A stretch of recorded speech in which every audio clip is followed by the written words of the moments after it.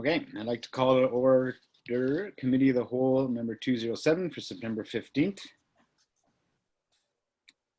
In honor of the Liuatul, the Village of Pemberton acknowledges that we are meeting within the unceded territory of the Litwat Nation. This meeting of the committee is being held virtually with all meeting participants attending via electronic communications in order to adhere to the provincial health officer's orders respecting physical distancing requirements as a measure to prevent the transmission of COVID-19. Committee members will be involved in and participate in the meeting virtually as they would in person. For those members of the public in attendance, please note that this meeting is a live webinar and is being recorded. A recording of the meeting will be available on the village's website following the meeting. Are there any amendments to the agenda? Seeing none, can I get a motion to approve? Councillor Craddock, seconded by Councillor Noble. All in favor? Opposed? Motion carries. Adoption of minutes from Committee of the Whole number 206 from September 1st. Moved by Councillor Noble, seconded by Councillor Antonelli. All in favor? Opposed? Motion carries. And we have two orders of business. The first is a delegation and presentation from our MLA, Mr. Jordan Sturdy. Is he with us? Yes, he's just being connected.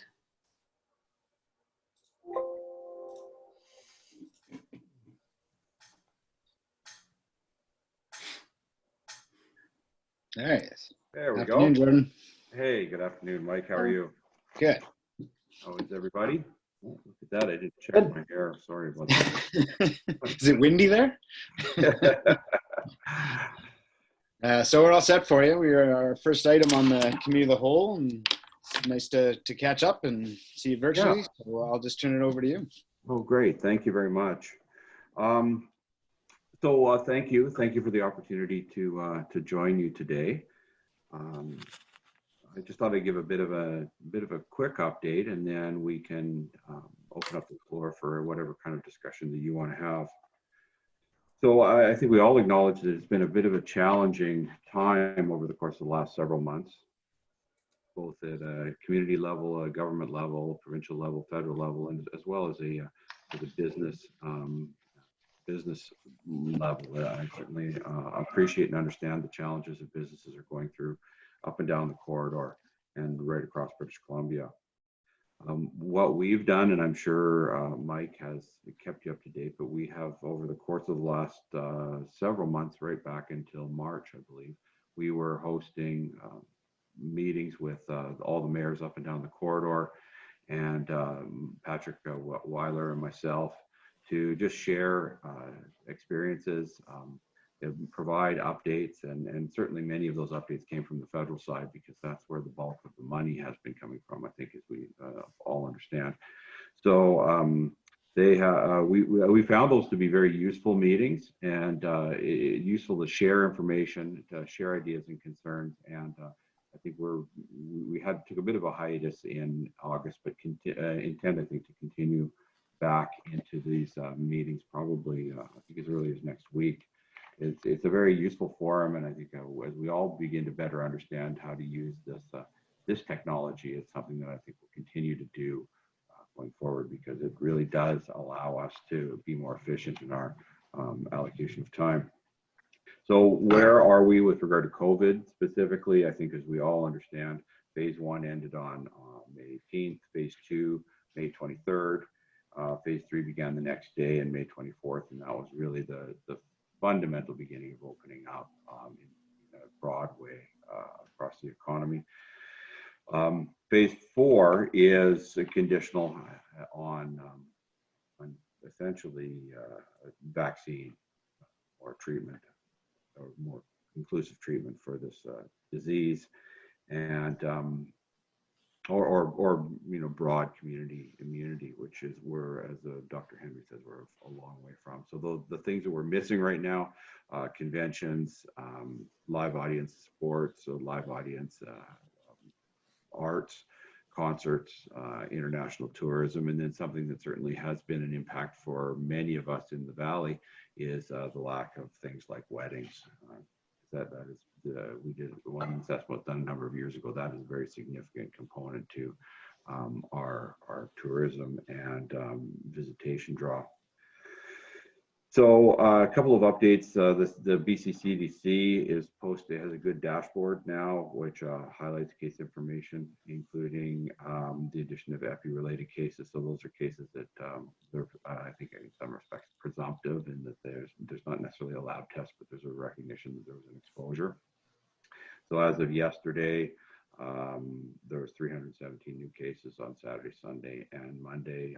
Just shy of 1,600 active cases, 58 in the hospital, 16 in ICU. So I think as those of you who have been following, and I think most of you have, you'll understand that those numbers are slowly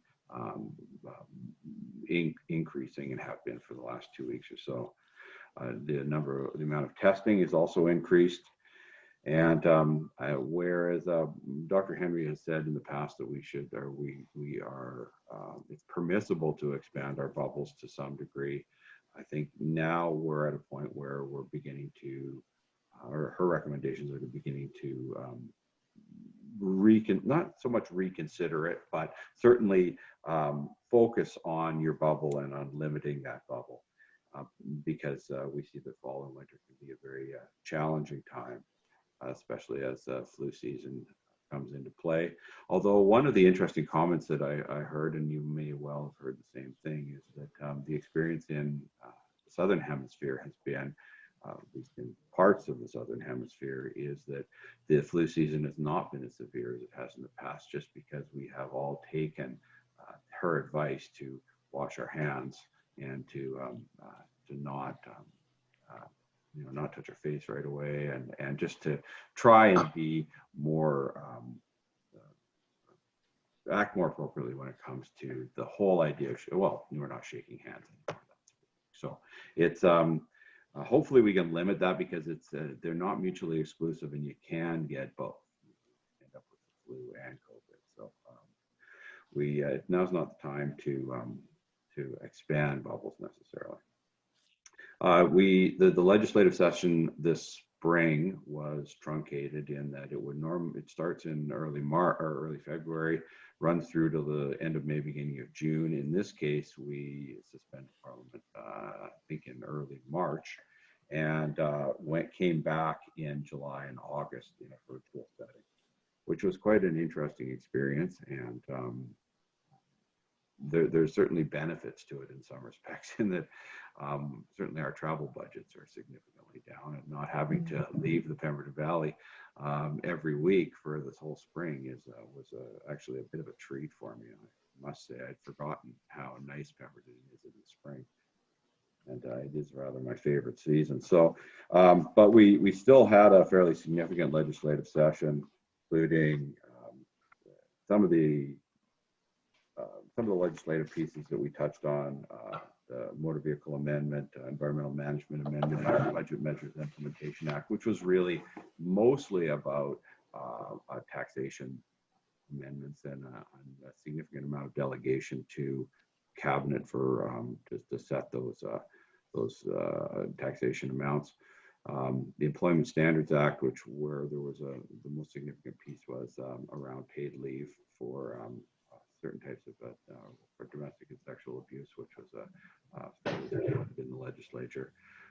Some amendments to the Mines Act, the Arbitration Act, Education Act, Evidence Act, and the Municipal Affairs and Housing Act. So we didn't actually get through all of our legislative calendar because there was a limited amount of time over the course of the summer. And the expectation is that we'd be going back to the legislature in a couple of weeks. October 8th, I think, is the tentative date for a fall session. Although I think we've all heard that there's lots of speculation that we might not be going back to into the legislature so much as going into an election. Hard to understand how that's a priority, but it seems that there's certainly lots of there's rampant speculation out there, as I think we've all probably heard. With regard to school, I'm sure you have had a briefing from the school district or from the superintendent, perhaps. We've certainly been in touch, and with both SD45 and SD48 to better understand how they're planning to roll things out. it's not an easy time. There's no easy answers here. And it is remains a challenging experience. There are opportunities. There's some clarity provided last week that there is opportunities for independent learning and without losing your space. And so that's an important piece for especially families with immunocompromised members of the family. And this is exactly what we're talking about when we talk about how we have to limit our bubbles to make sure that we remain safe and that the people that we live with remain safe. So there has been an opportunity, as I say. So originally what happened is that if you went into IDL, then you lost your opportunity to attend school if you change your mind. So that's been amended. So there's a consideration there. Although that said, I think you've also seen in the news reports in the last couple of days that there's already been cases where of COVID detected in some high schools.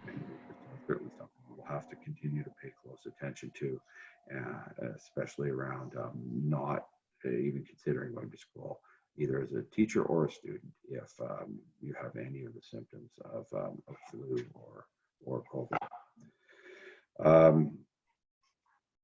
Okay, so beyond that, I think that the experience in terms of business and community has been pretty good.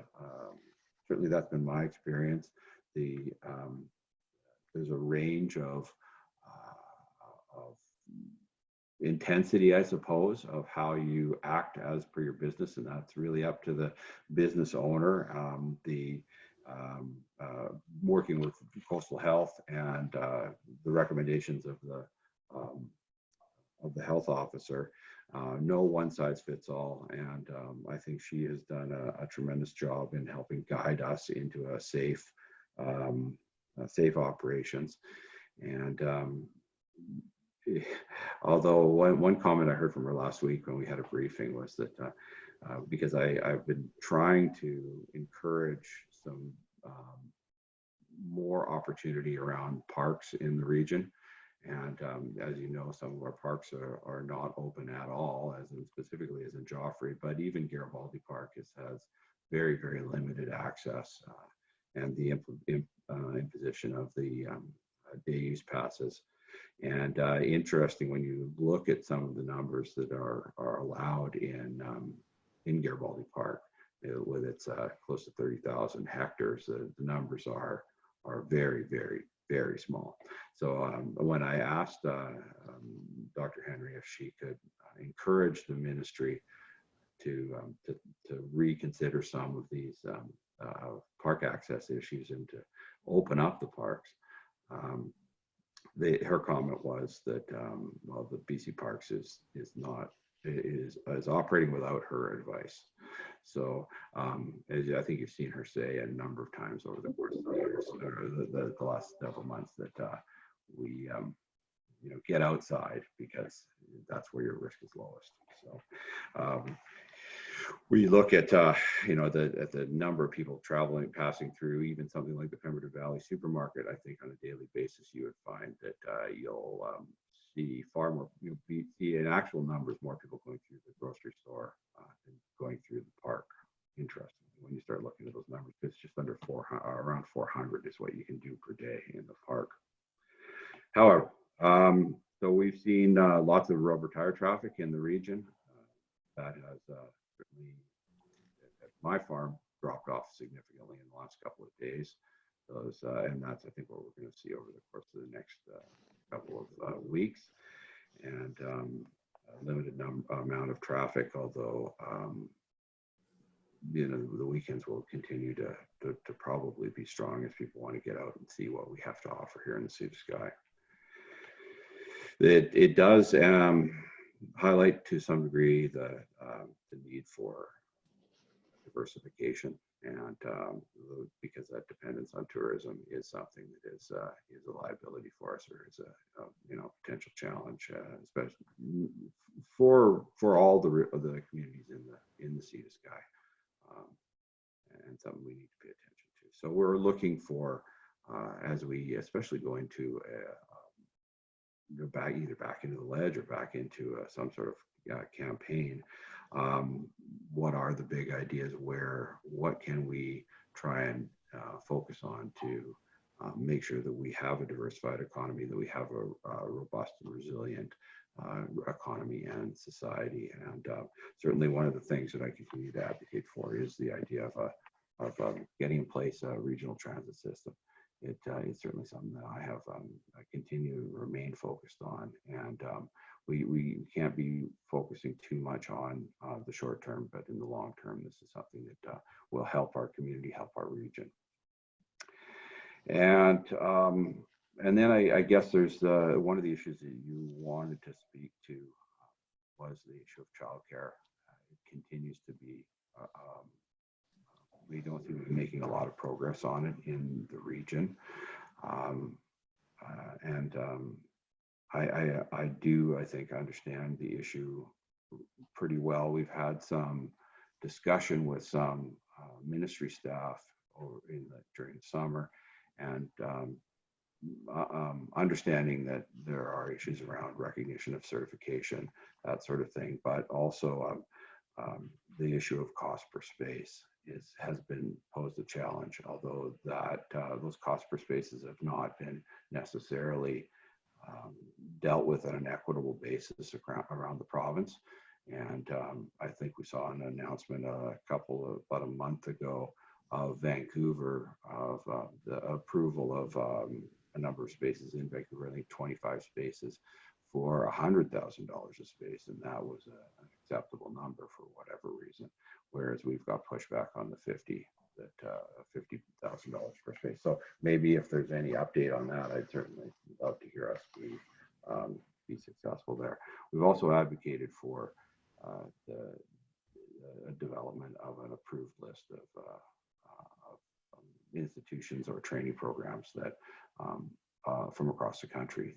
Obviously, the international, the provision of international visitors or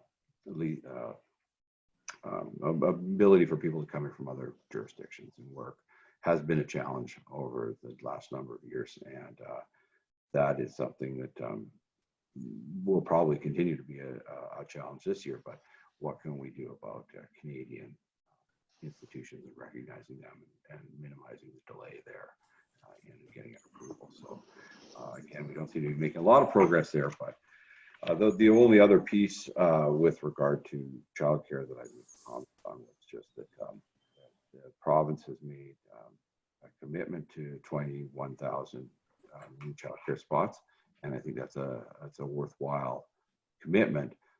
But the proviso is that it's that number of licensed spots. So what that could end up being, and what we've already seen happening, is that we're converting unlicensed spots into licensed spots. So it increases cost. It causes some to drop out, but it can limit the number of new spaces. So while new licensed spots are good, it shouldn't be at the cost of unlicensed spots, just because we don't end up with any net new, and that's what we need to focus on, is net new. And I think I'd be happy to take questions or whatever you would like me to deal with. Mike.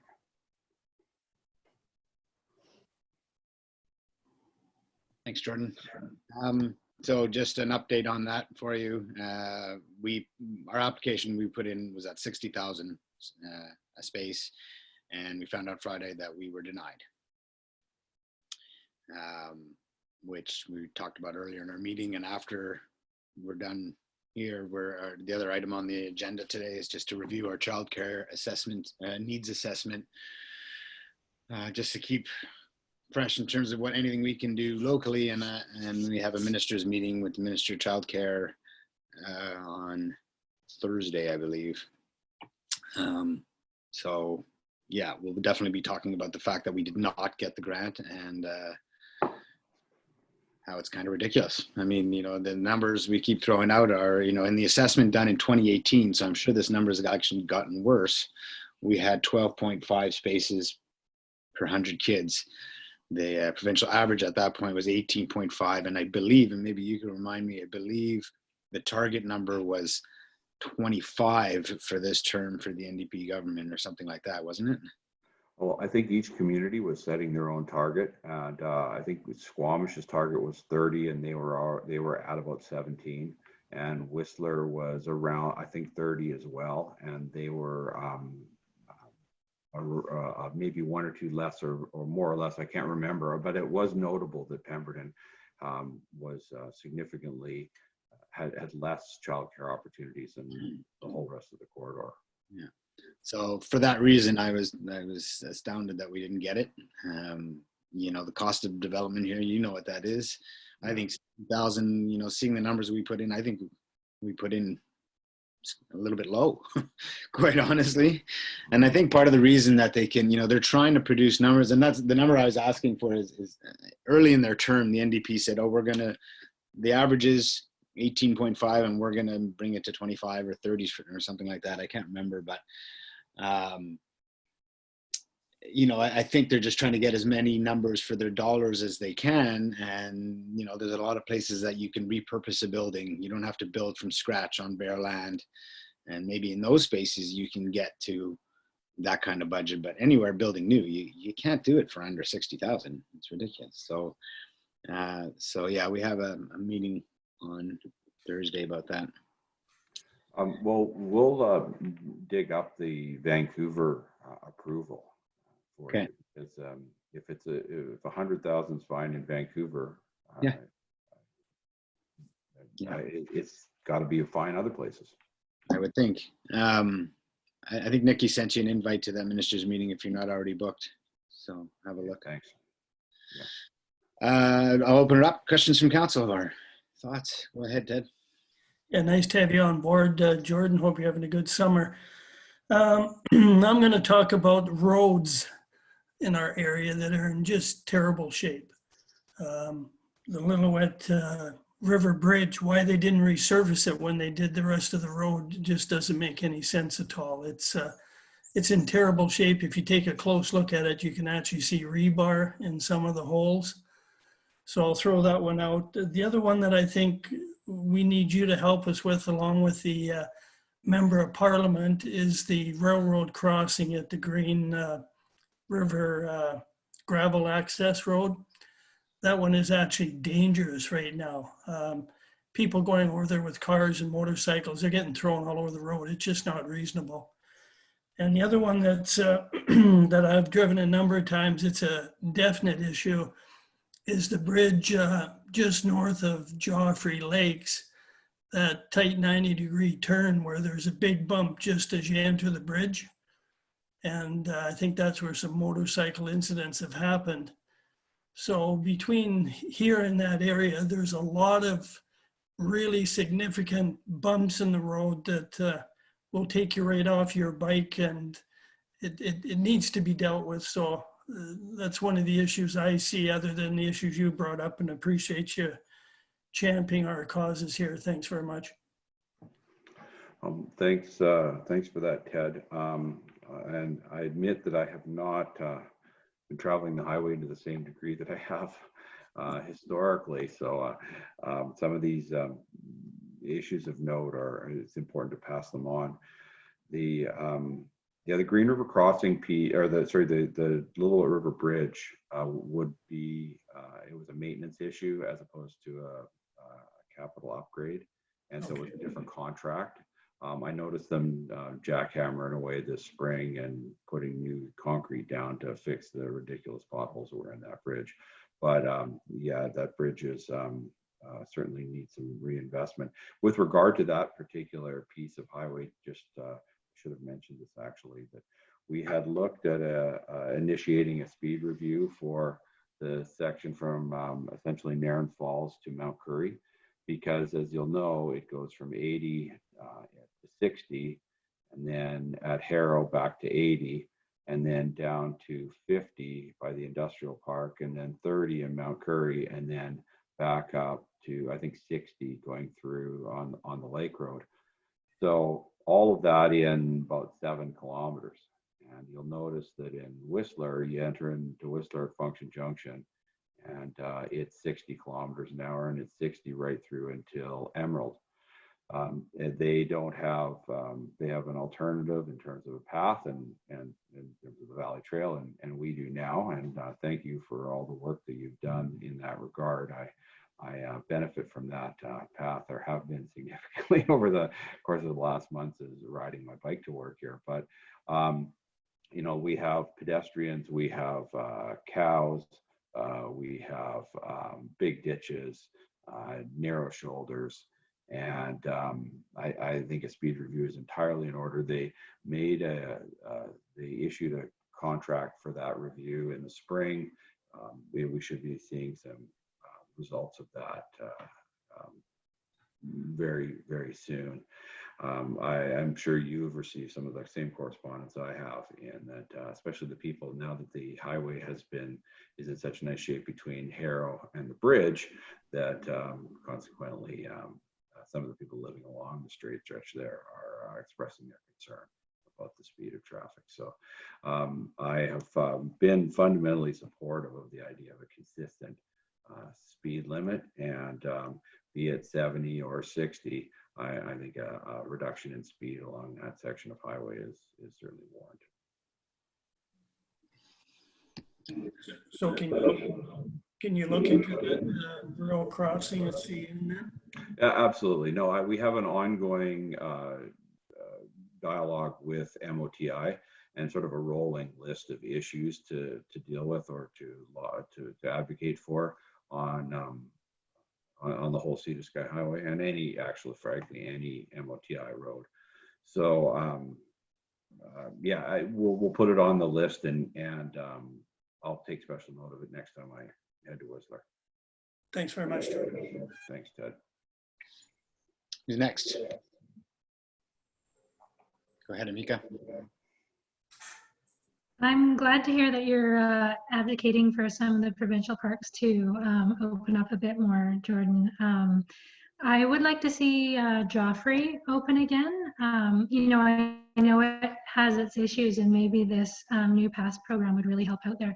But I think it's clear to anyone who's been up to Semaphore Lakes that closing the parks hasn't kept people home. It's just diverted them to other places without any infrastructure. So hundreds of cars at Semaphore Lakes, and there's no trail through the Alpine, there's no outhouse, that type of thing. So I really appreciate that you would advocate to open up more of the provincial parks, and I hope you'll keep that up.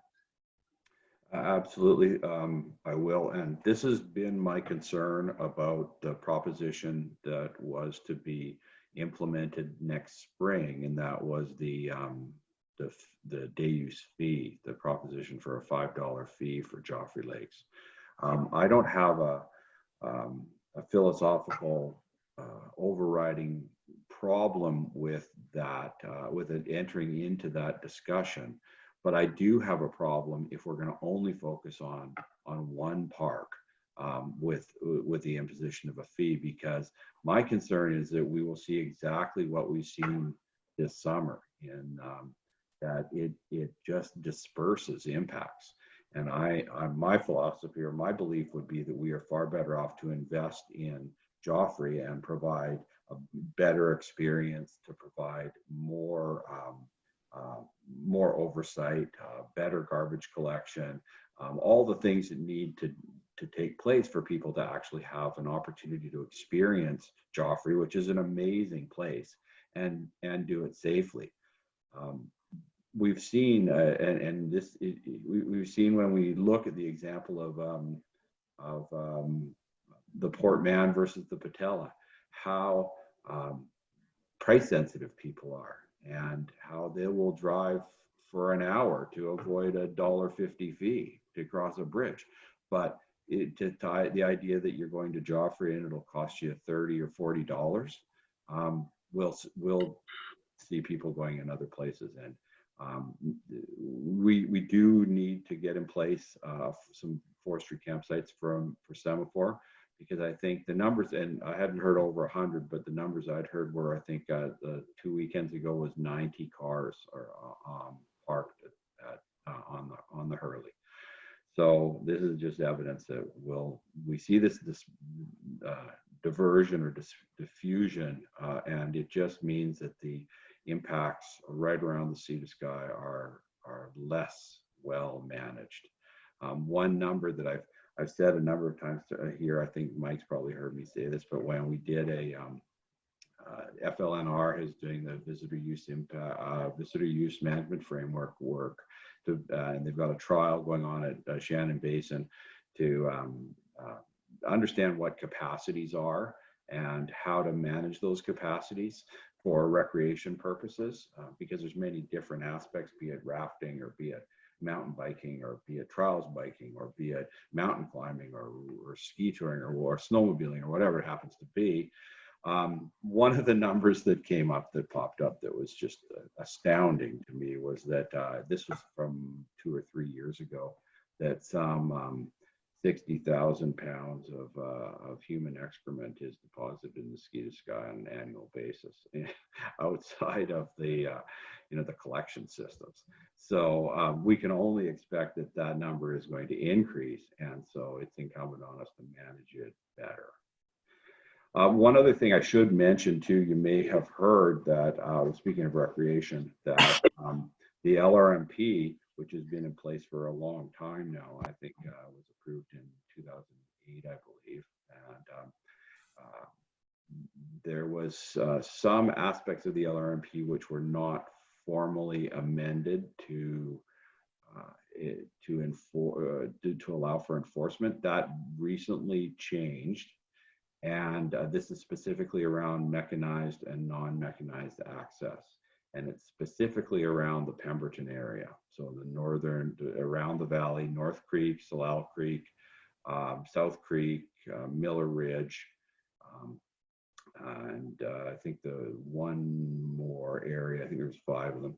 But the proposition is that they're going to start enforcing the non-mechanized aspect of these areas, which in many, hard to say exactly what the motivation is. I think there's some speculation that that the heli ski industry is putting pressure on the province to enforce non-mechanized restrictions, because despite the fact that the heli ski industry is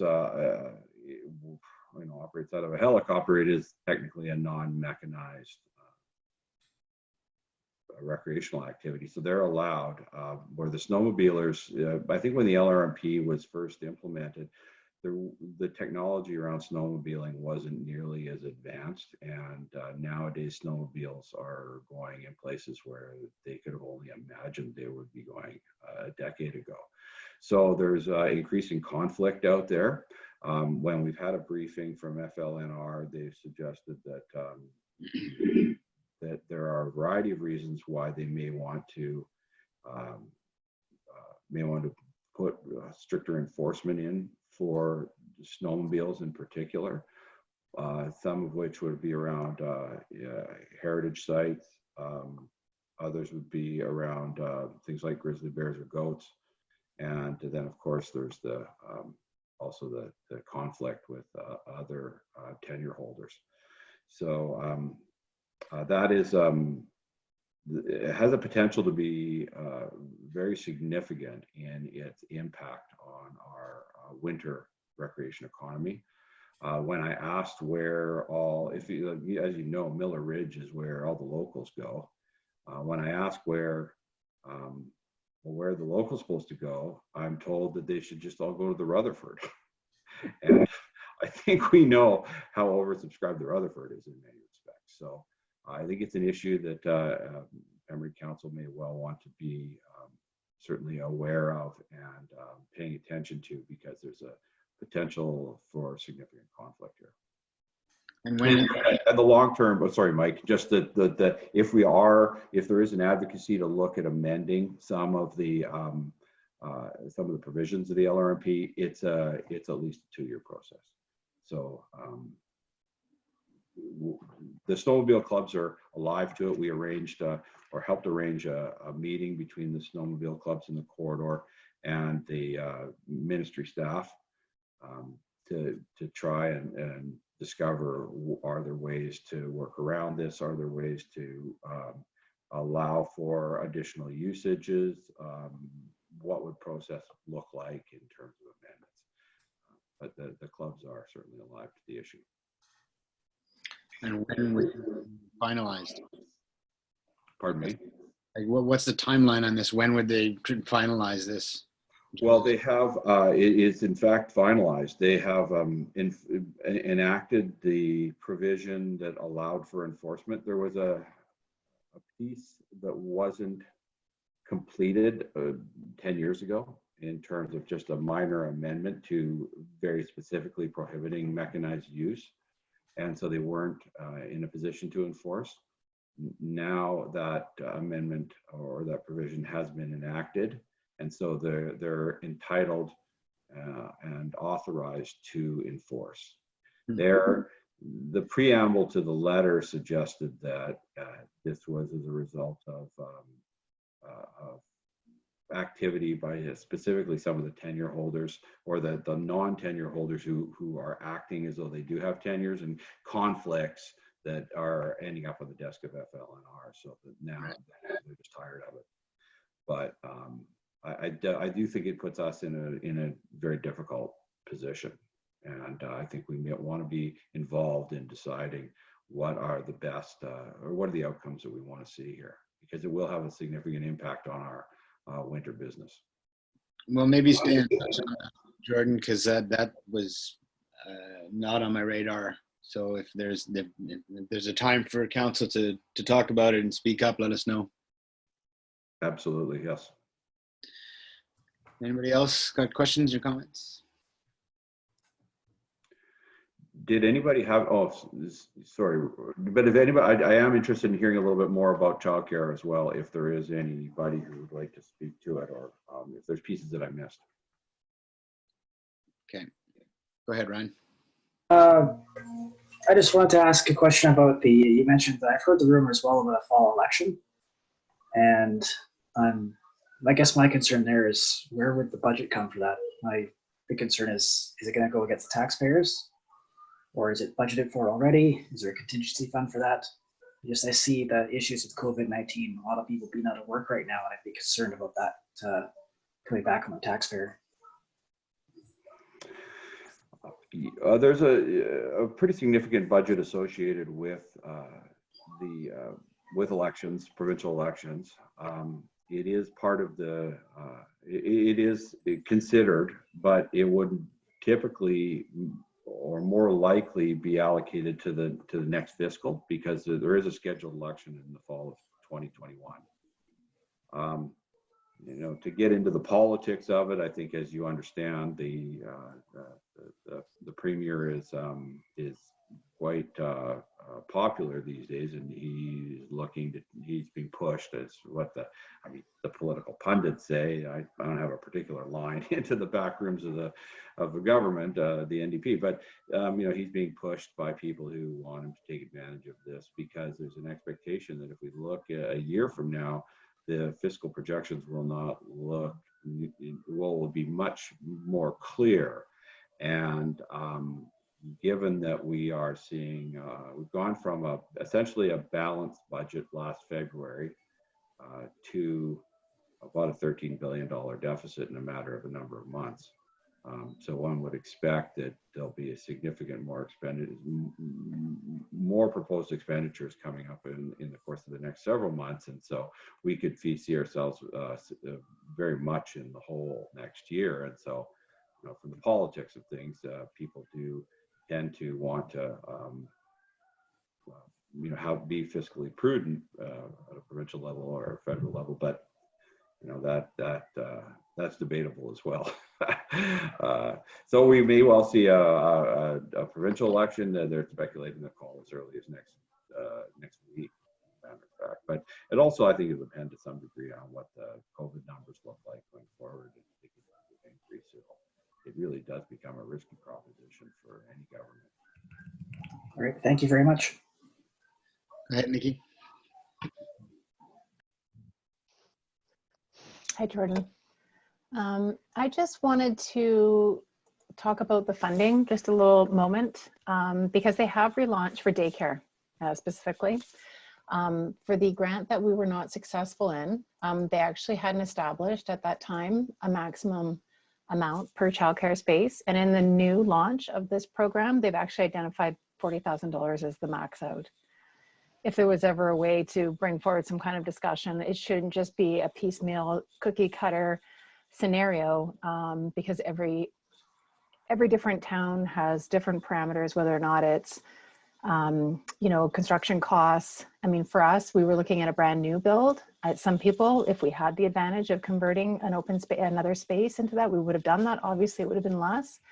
But I think when this was first announced, we were very excited because we were also told there was funding for acquiring land. And that would have actually, in our area, given the price of land, it would have even exceeded further that price per childcare space. So I think that's a pretty big one that needs to be tackled if people are realistically going to be looking at new childcare spaces through these funding programs. If you ever have a say. That a one size Doesn't fits fit. all Yeah. doesn't work. No. And No. $40,000, I'm not sure where that number came from, but they seem to be pretty hard fast on it. Yes, and that's why I mentioned the Vancouver issue. Clearly there are cost pressures in Vancouver as well. And government recognized that, so they should be able to recognize it here in the Sea to Sky as well. Yeah. The other side of the daycare discussion is always the wages for workers, and both the Liberals and the NDP ran on bringing cheaper daycare to the province and more daycare. Also got interrupted by a pandemic, but it's not just simply making it cheaper, it's making it so that people can get paid properly for providing the service, because as much as I'm not pleased that we didn't get the grant, if we built those spaces tomorrow, we don't have the workers here to fill them. That's going to be an ongoing problem, like it is right now, and it's going to be an even bigger problem. So I mean, in my mind, there's got to be a consideration for how to supplement daycare so that, people could get paid properly and it doesn't increase the cost for parents, which already exists, which is already high, right? So yeah, I mean, it's a tough nut, but daycare workers have got to make more if it's going to be a sustainable service. It just has to happen. There was a provincial bump over the last 2 years of $2 an hour, the last one being on April 1st, I think, of 2020. So the average wage now provincially, I think, is just under $20 an hour for ECEs. So that equates to about $40,000 a year at a full-time level. So, but I agree with you, Mike, in that people need to see it as a career option that they can enter into, they can succeed of decades as they become, because they see it as something that they want to do, and it's not a 1 or 2 or 3 year gig as their own kid goes through childcare. It needs to be seen as a career. So there's some suggestion that it become part of the childcare or the education system, so that it, that's what's the program that the Strong Start. Strong Start. Thank Yeah. you very much. Yeah, as an extension to the education system, and it should childcare be part of that continuum, because it really is the first exposure to society and to learning and to cooperation and critical thinking and all this sort of thing. So, and then although that comes also with cost implications if you're putting it into the education system. So as you point out, it is a complex nut to crack. Yeah. Otherwise, I don't know what else to fill you in on with regards to daycare. I mean, it was a struggle through the summer, and fortunately some of the camps came back, like Stewardship Pemberton came back, and a lot of the camps in Whistler, so that helped out a little bit. But it's certainly, still one of the biggest topics here in Pemberton is our lack of daycare, right? And it's hurting our economy. It's hurting our businesses. It's hurting women trying to go back to work. It's brutal. With regard to Stewardship Pemberton, I think it was Little Saplings was the name of the program, I think, and then there's another one in Whistler that's similar. And we worked with the Ministry of Health, actually, who is the body that administers those programs and defines them as to whether or not they are childcare or activities, camps. There's a variety of different definitions that they could fall into. And we worked with both Stewardship Pemberton and the one in Whistler, his name escapes me now, to ensure that the ministry understood that this was not childcare, quote unquote, because that means that then they would no longer be eligible, or they would have to have bathrooms, they would have to have a refuge area, they have to all of a sudden it becomes licensed childcare, and it puts them out of business essentially. So we worked with both of those organizations in the spring to make sure that they better understood what they were and what they weren't, both from a provider's perspective, but also from the Ministry of Health's perspective. Mm-hmm. But it's also challenging for some of these organizations to, start the whole concern that people have in the education system right now, and opportunity to spread COVID through those systems or through school is equally a concern in the childcare setting, and in the outdoor programs and that sort of thing. So it's certainly understandable that these groups and businesses are reticent to leap back in. So just as an update, Mike, is the childcare center open now? Because they weren't a month ago. What have we got open? Ellie could advise. The Children's Center returned to their pre-COVID programming September 1st. Excellent. So all summer they had reduced numbers for essential workers. Yeah. No, I know they expressed their concern about that, though, doing what they had to do, but the risk associated with it. So, and there was some clarity, I think, as we talked about, Mike, with regard to the liability aspect of this, and a waiver of liability in essence, or protection. And Jordan, is there a conversation at all at the provincial level about Sea Sky Highway? I mean, we have another transit meeting with Claire on SLRD. I think you're invited to that one too. And I think that's Thursday, whatever day. And you mentioned transit, and it's still top of mind for many, despite the challenges of transit in the pandemic. Mm-hmm. But what about just in terms of the sheer volume that we saw on the highway this summer and all the accidents and the fatalities? Like, is there a conversation of some sort going on about that? About the Sea to Sky in particular, not to my knowledge. I think it's generally understood that the Sea to Sky, the vehicle kilometers traveled and the number of accidents is quite favorable when you look at it in a provincial context. So it is a very safe highway in the bigger context. Some of those incidents were, especially out on the Lake Road, I think, were a matter of inexperience more than anything else, riding those motorcycles, and maybe they, just going into corners too quickly, a little bit of gravel on the road, that sort of thing. So I'm not seeing that. I'm not seeing that conversation. But at the same time, there's a significant federal program for capital for transit. So I think it's important that we in the Sea to Sky emphasize our desire to get access to some of that capital for the rolling stock.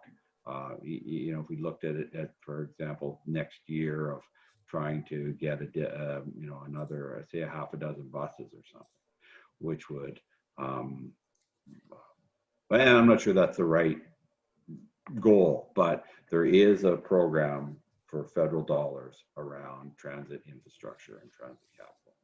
So I hate to see it all go to Broadway, put it that way.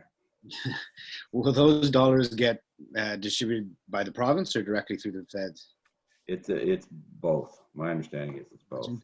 Yeah.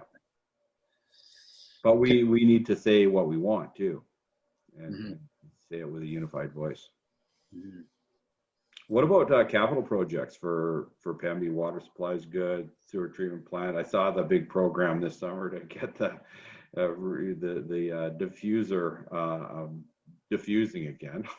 So, and that was a EMBC component. That was an emergency. No, you guys. No, Dave, you were there with me when I tried to make that case. Remember? Yeah. And we didn't get it. Didn't get it, eh? Yeah. I don't know if you went out there at all or saw any pictures, but it was pretty crazy. Like, it was, Yeah, no, I was watching it from the other side of the river. right, of course. And as you know, they removed the airport bar as well. And I was out there last week having a look, and the back of the bar is back. No kidding. It's completely full. I don't know if it's quite to the same level as it was where we access the river, but it's, I was surprised because I rode my bike down Airport Road and looked across the river, and you can there's a great big sandbar down at the end of where they started extracting gravel. So it's moving quick. Now, hopefully that does provide some benefit to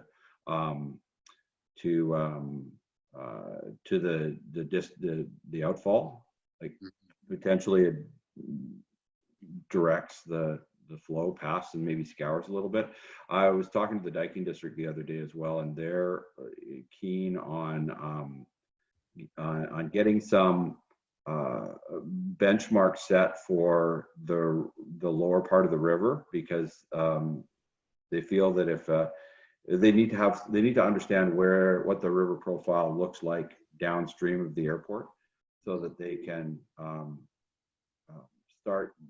Well, there's some speculation that if we can get it flowing into the lake a little bit more quickly, then it will help draw things through. We also have I spoke to Minister Donaldson at Estimates this summer about monitoring for specifically Meager, but also for Mount Currie, but the focus was really on Meager. And then recognizing that I described to him the sediment load, the sediment transportation on the Lillooet. And he had some response back from his FLNR staff about organized retreat or something. And I is like, what are we saying, that we're going to abandon the Pemberton, depopulate the Pemberton Valley, abandon the Pemberton Valley? Is that the proposition here? I hope not. And he came back, oh, no, that's not what I'm saying. Well, there are some critical areas that we need a longer term strategy, obviously, for that sediment, but even for acute areas, for say area 4 between Miller Creek and Clover Road sort of thing. Some of the areas that we talked about earlier, where we need investment now that will, because as I think we all understand, the freeboard that we have now is not what we had in 2003. So, and I don't know if you guys looked at the forecast for next Wednesday, Thursday, but talking 250 millimeters in 48 hours. Yes, hopefully that is wrong. I am praying it is wrong, but that's what the forecast said this morning, up to 250 millimeters in 48 hours. Yeah. So I think so we have a meeting. We're trying to set up a meeting this week. I've invited the Dyking District 2 as well to emphasize some of the acute issues that we should be attempting to deal with immediately, and then discuss a longer term strategy. Although I know you and the RD and Lilwat have a committee that's working on this. So if you have any feedback for me, I'm sure the Dyking District's on board and aware of what the priorities are as the lead, I would imagine. But if you have any thoughts on that, I'm certainly very receptive to them. Well, we had a meeting last week, and Kevin, using the NHC report and the floodplain mapping that we have, and the NHC really identified, the weak spots in our flood protection systems. The areas that were below 1 in 50 year return, which is crazy low. And so Kevin's then, it's interesting. He's got a fairly different approach in many ways from Steve Flynn, but he's focusing a lot as well as the big projects, just some of the weaknesses in our smaller parts of the system. So whether it's leaky culverts or overgrown Arn Canal or that sort of thing, or what you mentioned about downstream from the airport. And so he's put all the projects he feels we can sort of manage this year, prioritizing with the using the NHC report to try to get everybody up to 1 in 50 is sort of his first priority.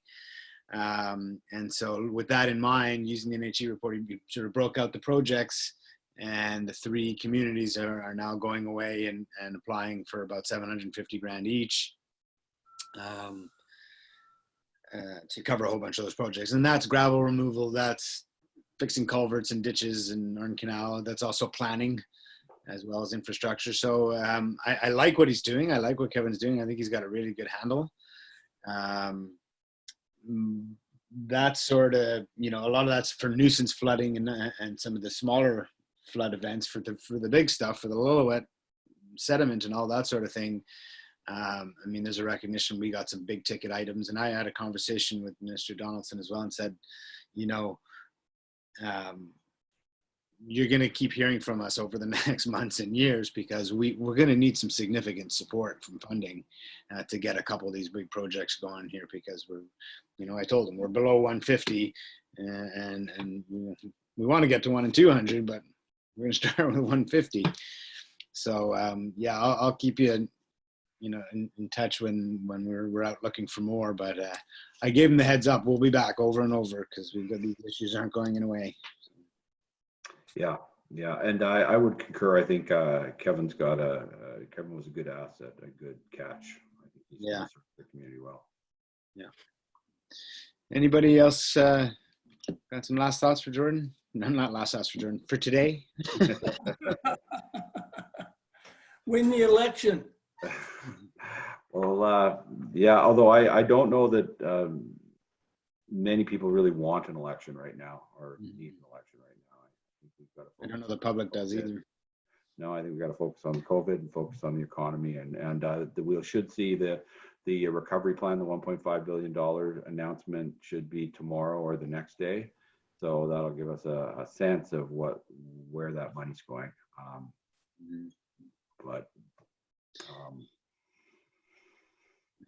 I'm not looking forward to an election, put it that way. Jump back, Jordan. The other thing about funding for Dyking and stuff like that, remember in our conversations with Patrick, he's mentioned on a bunch of, and I pressed him on those calls a little bit. He's mentioned a number of times that the federal funding for emergency management is going to change, right? Remember, he said the criteria was going to be smaller items, so it didn't have to be the massive infrastructure projects. It could be a $2 million project or a $4 million project. So let's keep talking to him as well and see what we can get through the feds. Yeah, I think we're back next week, Mike. I think we have a Northern Mayor's meeting, so let's maybe talk about that. Well, thanks for joining us, Jordan. Pleasure. Thanks for the invite. All right, we'll talk soon. So we'll connect about the meetings. Let us know what you can make. Absolutely will do. Thank you. And thank you, everybody. Pleasure to see you all. Yeah, Take care. thanks, Jordan.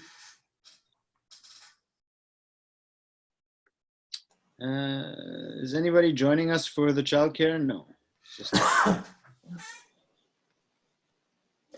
I provide a few details of things that have recently come up regarding daycare that are going to be coming soon to council, just to keep you a little bit in the loop?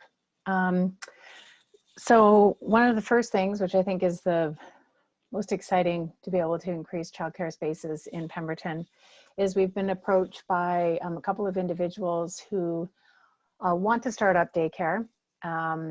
And so they have identified a spot and they've come in to talk to us. It's in the downtown. And so we're trying to do whatever we can in order to facilitate that as quickly as we can.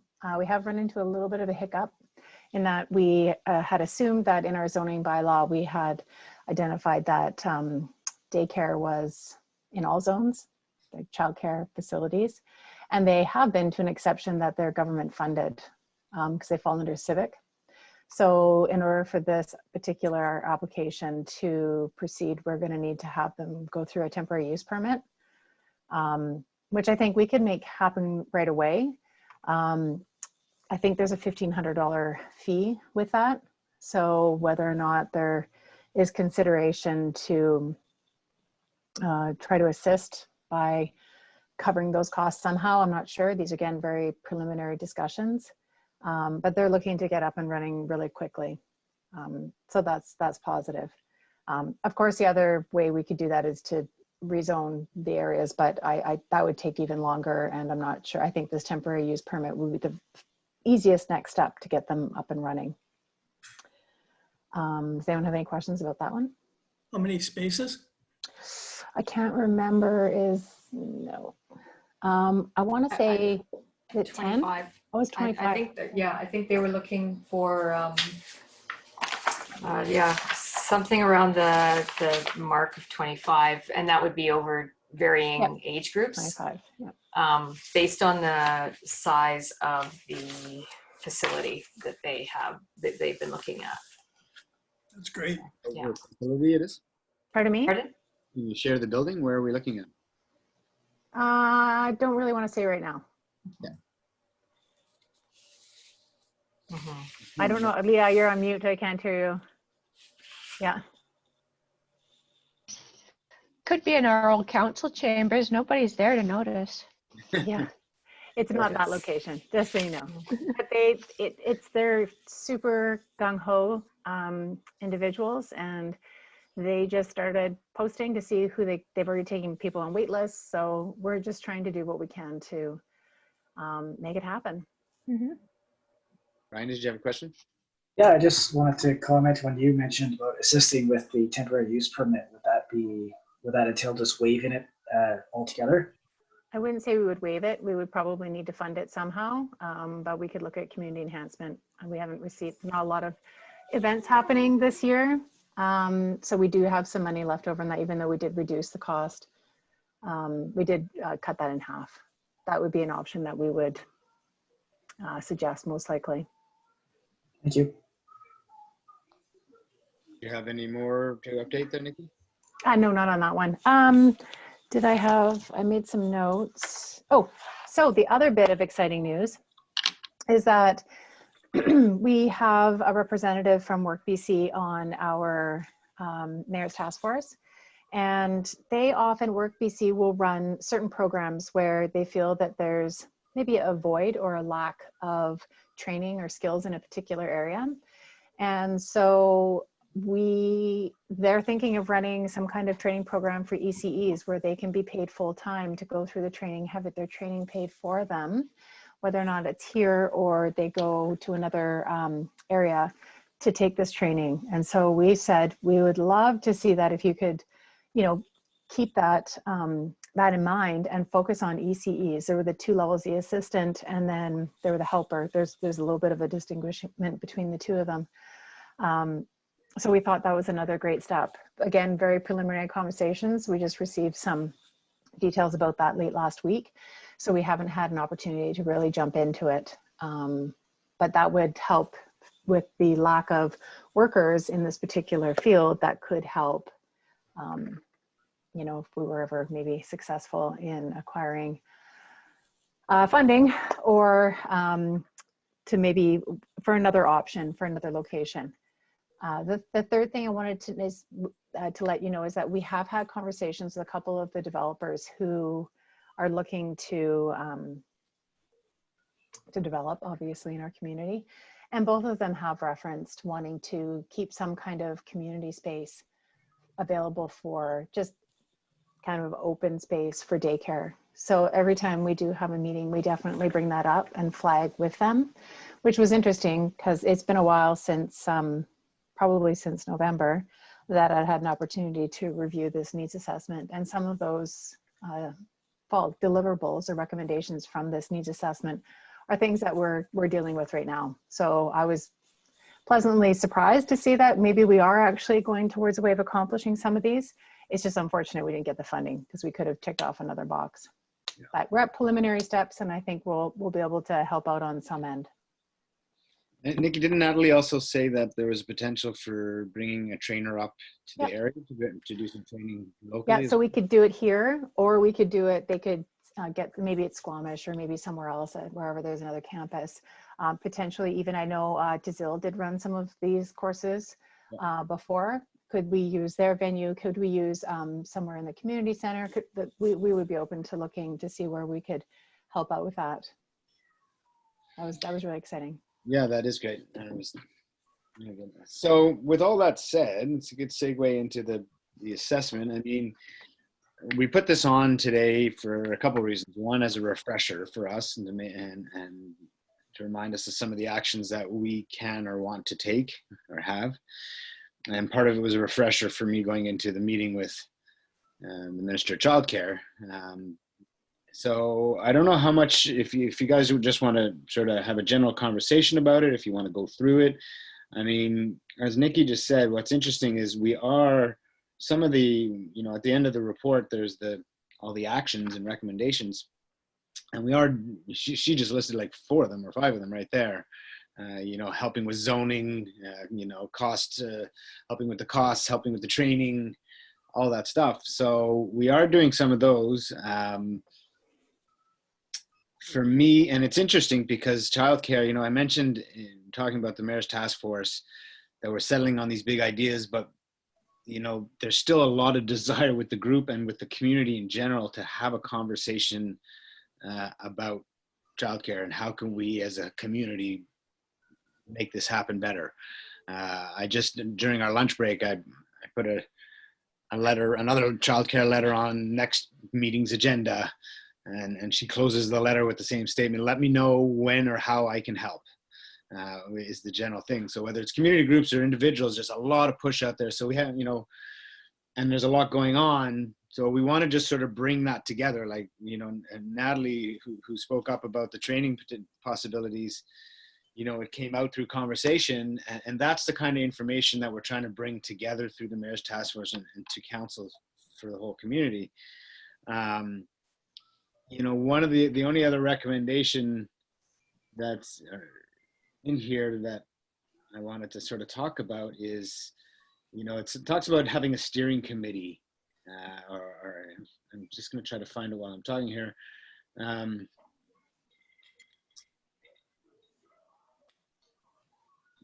Anyway, it's develop a steering committee with different group members of the community to continuously work on getting more childcare. So I'm just wondering if I feel like that's something that's kind of coming out of the task force, and I just wanted to throw that out there. And then again, for me, this was just a refresher to remember the numbers. Yeah, I'm just going to open it up for conversation now, let's open up for conversation. Talk to me about daycare. Go ahead, Ryan. So what I was curious about is, after reviewing this again, I didn't see too much about helping with after school care.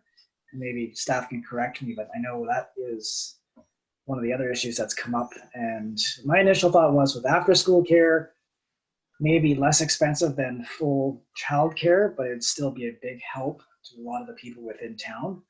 And I'm thinking directly in regards to your grant that we didn't succeed at. And if that would be an avenue to meet their maximum amount of $40,000, because after school care is significantly shorter time frame than full child care.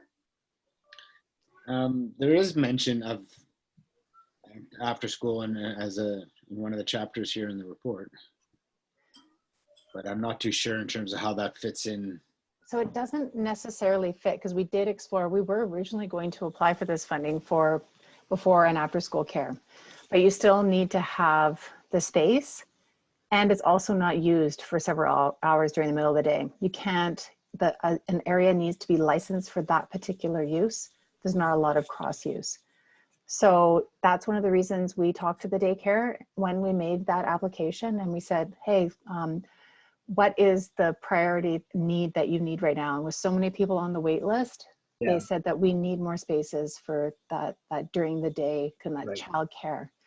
But as far as I had talked to our new recreation manager, and I did ask her to look at considerations and how we would be able to use some of the space in the community center for after school care. And I know that they do have some programs. They've reorganized how the structure of staffing is, so that we would be able to deliver it instead of having to find individual people. Now, of course, with COVID, it's again a new world. We're trying to balance who's coming in, but as far as the school and childcare, that's something that has been a priority for the community center, which I'm okay with continuing to see how we can support that, because I think that's something we can help with.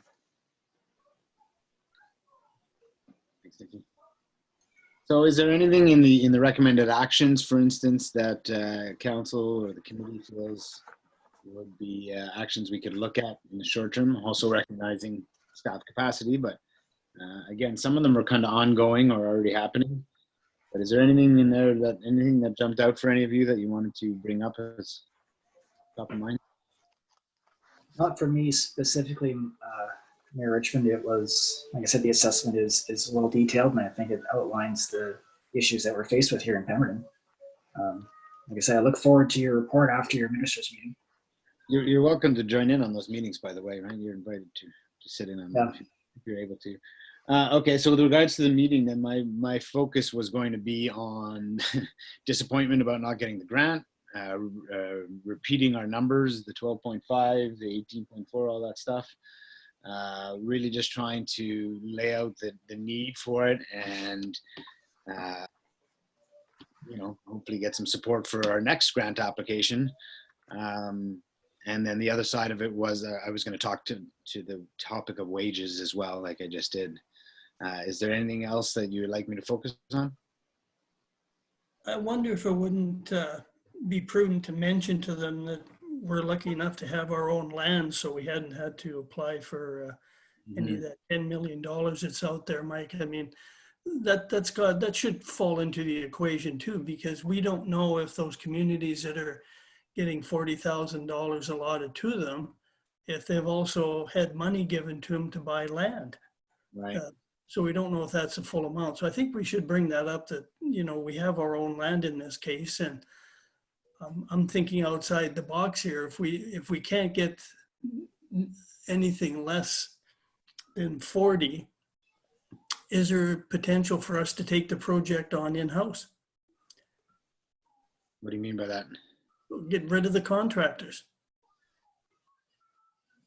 Maybe we take somebody, hire someone that runs the project and hires the people, and maybe we don't have to pay $65 an hour for a carpenter. Maybe we can get them for $45 an hour. I don't like to do that, but at the end of the day, what's best for the community? Getting daycare spaces because we're running it, or paying somebody on the other side an awful lot of profit when we don't know how much profit's in there, so I shouldn't say there's a lot, but I guess I'm getting tired of the situation in our community. We're always faced with the same thing. It's too expensive, and who's making the money?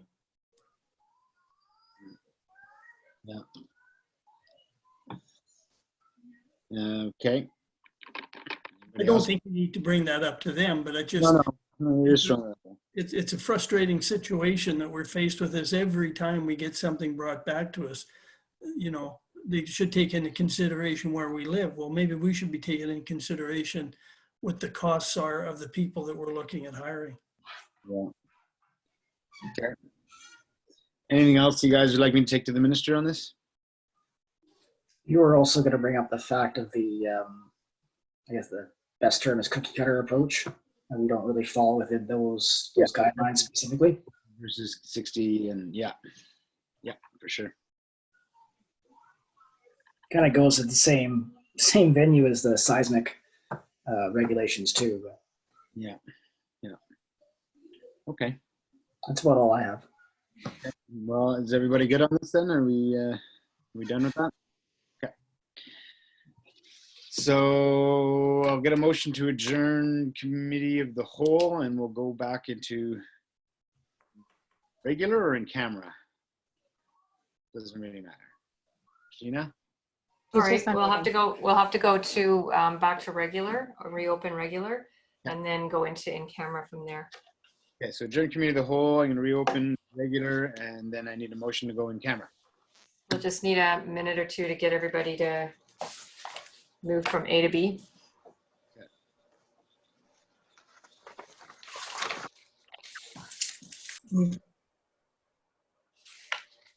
Okay, I'll call the regular meeting back to order, and we'll look for a motion to adjourn. Yep. Councilor Paddock, seconded by Councilor Noble, all in favor, opposed, or adjourned. Thanks very much, everyone. Thank Have a you. good day. You too. Have a good day. Bye, guys. Bye.